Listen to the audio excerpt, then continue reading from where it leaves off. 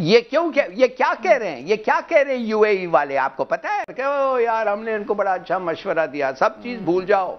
जैसे हम घुटने टेक के लेट गए हैं इजराइल के सामने और अमेरिका के सामने, वो तुम भी करो। जय हिंद दोस्तों, मोदी देश में आपका स्वागत है। आज पाक मीडिया बात कर रहा है यूएई ने पाकिस्तान को कश्मीर पर जो सलाह दी है उसके बारे में, और यूएई की सलाह सुन के हिलाली गुस्से से लाल हो गया है। यूएई ने पाकिस्तान को कहा है कि आप कश्मीर को भूल जाइए और कश्मीर को छोड़ के भारत के साथ दूसरे मामलों पे अपने रिश्ते ठीक करें, जिसके बाद हिलाली गुस्सा हो गया है और यूएई को खरी खोटी सुना रहा है।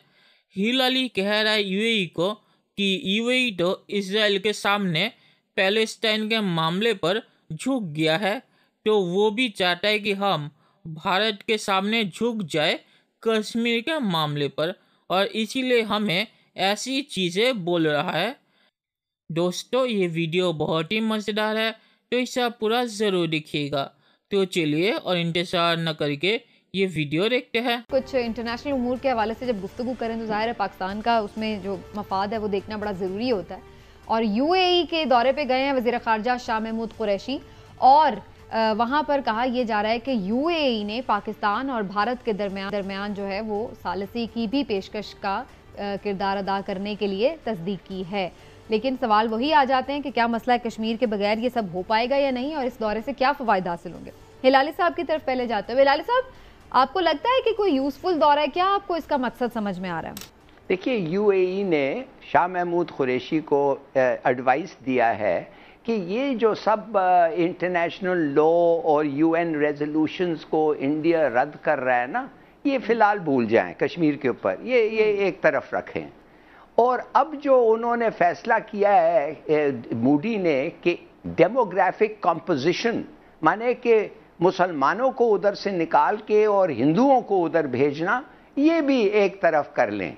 देखिए, ये सब चीज़ आप भूल जाएं। जैसे हमने जो इजरायलीज जो कर रहे थे फ़लस्तीन में, हम देखिए भूल गए सब चीज़, हमने एक तरफ करके उनके साथ हमने दोस्ती कर ली। इजराइल हमारे साथ खुश, अमेरिका हमारे साथ खुश, तो क्यों नहीं तुम हमारे तरह काम करते हो? अच्छा, लेकिन ये माने कि हर ये इस किस्म का आपको मशवरा दिया जा रहा है। अच्छा, लेकिन इस किस्म का मशवरा दिया जा रहा है। अगर नहीं, अगर मैं उधर होता तो मैं कमरे से निकल के प्लेन में बैठ के वापस आ जाता। अच्छा, जब बालादूर जो था prime minister of France Benazir को भुट्टो को कहा एक फंक्शन में फ्रांस में ऑफिशियल विजिट में कि क्या यार तुम कश्मीरी बशीर करते रहते हो, भूल जाओ कश्मीर को, दोस्ती करो और आगे बढ़ो। तो बीबी ने उसको जो जवाब दिया था, मैंने अपना हाथ जोड़ना पड़ा उनके सामने, मैंने बीबी के सामने मैंने हाथ जोड़ा, मैंने कहा प्राइम मिनिस्टर बस हो गया है, काफ़ी हो गया है। अच्छा, भाई ये क्या किस्म का मशवरा आप गए लेने के लिए? ये कोई आपके लोगों और कश्मीरियों और प्रिंसिपल्स के साथ है? ठीक है, बिल्कुल हिलाल साहब, लेकिन हम कौन सा अभी उनका मशवरा मान भी रहे हैं? क्यों इमरान साहब, मशवरा तो मुफ्त है लेकिन मानना तो जरूरी नहीं है। नहीं, देखिए, दो तीन चीजें खित्ते में ना, जैसे हमने पहले भी डिस्कस किया था कि खित्ते में यूएई अपना किरदार बढ़ा रहा है। खास तौर पर पहले उसने मिडिल ईस्ट पे अपनी गिरफ्त मजबूत की है, और मोहम्मद बिन सलमान जो है सऊदी अरब के, वो भी उनको अपना गुरु मानते हैं, उनकी बात मानते हैं। इसी तरह इंडिया के साथ आपको पता उनका ट्रेड का रिलेशन है और बहुत से रिलेशन है। अब अमेरिका, असल में इसके पीछे अमेरिका है। अमेरिका ने यूएई से कहा है कि आप ये सारे मामले में सालिसी करें, तो यूएई है जो उसने पाकिस्तान को कहा और इंडिया को कहा। आपको याद होगा जब अमेरिका ने सालिसी का कहा था तो पाकिस्तान तो मान गया था, लेकिन इंडिया ने उस वक्त इनकार कर दिया था। अब इंडिया भी मान गया, क्योंकि इंडिया को, जैसे हिलाली साहब फरमा रहे थे कि इंडिया को नजर आ रहा था कि जनाब जो कुछ हमने कर लिया है, अगर वो सब ये एक साइड पर रख देते हैं तो फिर तो मेरे लिए विन विन सिचुएशन है, फिर तो उनको इससे कोई फर्क नहीं पड़ता सालिसी से। अब ये भी खबर है कि शायद, अगरचे हमारे दफ्तर खारजा ने इसकी तरदीद की है कि आज मुलाकात का वहाँ कोई चांस नहीं है, लेकिन कुछ लोगों का ख्याल है कि इंडियन वज़ीर ख़ारजा और पाकिस्तानी वज़ीर ख़ारजा में शायद वहाँ एक मुलाकात भी, खुफिया मुलाकात भी हो जाए। अच्छा। जिसके कभी चांसेस हैं कि वो मुलाकात अरेंज की जा चुकी है, लेकिन अब देख खुफिया मुलाकात है जो होने से पहले नहीं, इसीलिए ना वो तो इनकार कर रहे हैं ना। जैसे पहले ये इनकार कर रहे थे कि कोई सालिसी नहीं हो रही, तो फिर अमेरिका में जाके उन्होंने कह दिया कि हाँ हम सालिसी कर रहे हैं।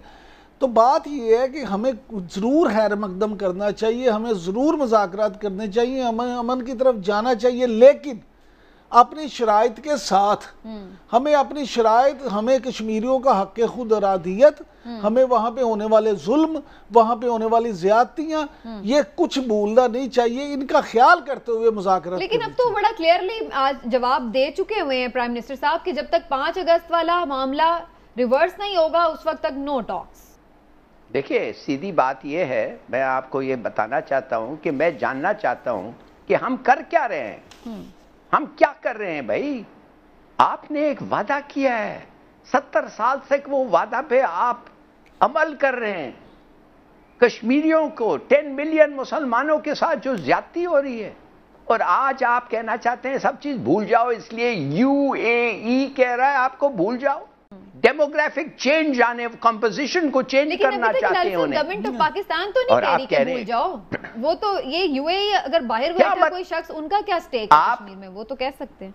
ये क्या कह रहे हैं? ये क्या कह रहे हैं यूएई वाले, आपको पता है? ये कह रहे हैं हमने इनको कहा एज इफ यार हम देखो ऊंट से तो निकले हैं ये 20 साल पहले, मगर कहो यार हमने इनको बड़ा अच्छा मशवरा दिया, सब चीज भूल जाओ। जैसे हम घुटने टेक के लेट गए हैं इजराइल के सामने और अमेरिका के सामने, वो तुम भी करो। वक्त खत्म हो गया और आपका मैसेज बिल्कुल क्लियर है। चलिए दोस्तों, इस वीडियो पे बात करते हैं। तो यूएई ने जो पाकिस्तान को सलाह दी है, तो ये सलाह पहले भी चीन पाकिस्तान को दे चुका है, पर आपको पता है कि चीन के सामने तो पाकिस्तान की हिम्मत नहीं होती कि पाकिस्तान कुछ बोले, तो चीन के सामने तो पाकिस्तान चुपचाप रहा तब। और जब यूएई ने अभी वही सलाह जो चीन ने दी थी पाकिस्तान को कई साल पहले कि आप अपनी इकोनॉमी पर फोकस कीजिए और कश्मीर को भूल जाइए और भारत के साथ दूसरे मामलों पर रिश्ते ठीक करें, तब पाकिस्तान कुछ नहीं बोला। क्योंकि जैसे आपको पता है कि चीन की इकोनॉमी के ऊपर और चीन के पैसे के ऊपर अभी पाकिस्तान चलता है। जैसे पहले सऊदी अरेबिया के पैसे के ऊपर पाकिस्तान चलता था, पर सऊदी अरेबिया के साथ रिश्ते ख़राब होने के बाद सऊदी अरब ने तो पाकिस्तान से पैसे वापस मांग लिए हैं।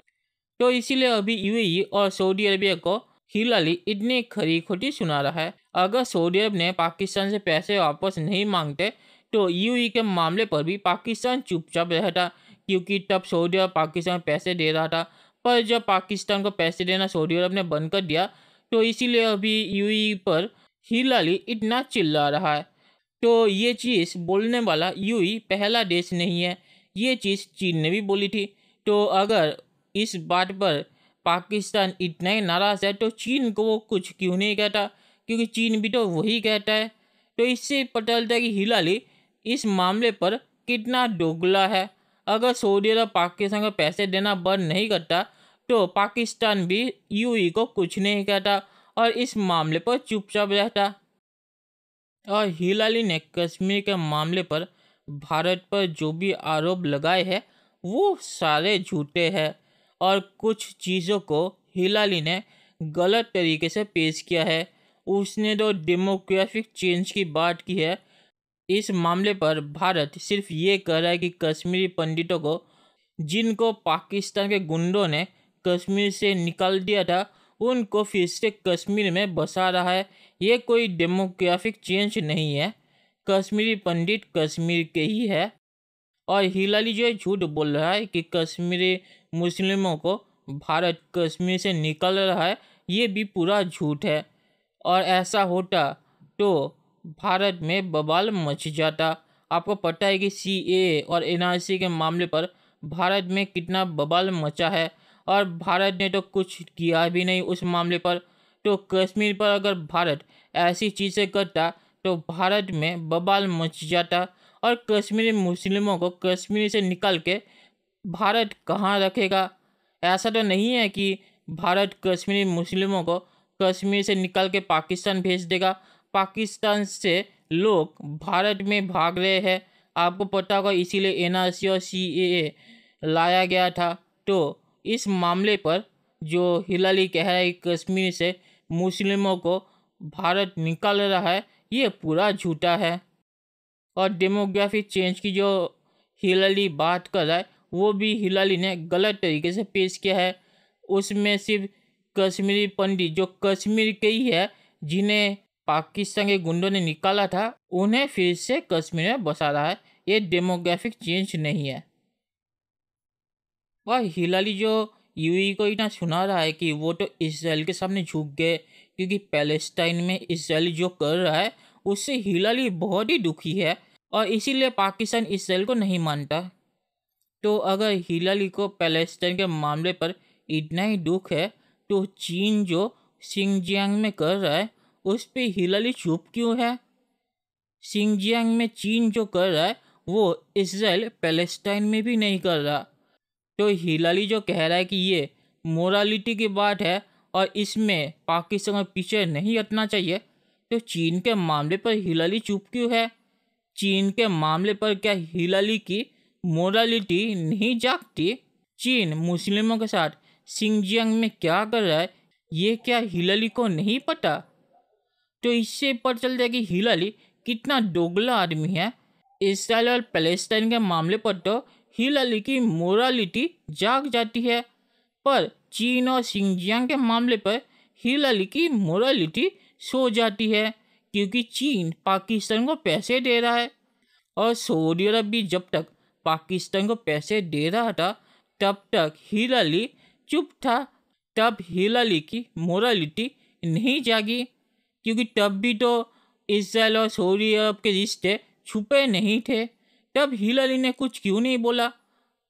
तो जो देश पाकिस्तान को पैसे दे उसके खिलाफ पाकिस्तान कुछ नहीं कहता। यही पाकिस्तान की असलियत है। और आखिर में मैं सिर्फ ये कहूँगा कि हिलाली को अपना दोगलापन बंद करना चाहिए। अगर वो इसराइल और पैलेस्टाइन के मामले पर यूएई को खरी खोटी सुना रहा है तो उसे पाकिस्तानी सरकार को भी खरी खोटी सुनाना चाहिए चीन और सिंजियांग के मामले पर। तो हिलाली को अगर मोरालिटी दिखानी है तो उसे हर जगह दिखाना होगा। तो चलिए देखते हैं कि फ्यूचर में क्या होता है। दोस्तों, ये वीडियो देखने के लिए बहुत बहुत शुक्रिया और हमारे चैनल को सब्सक्राइब करना मत भूलिएगा। Thank you very much.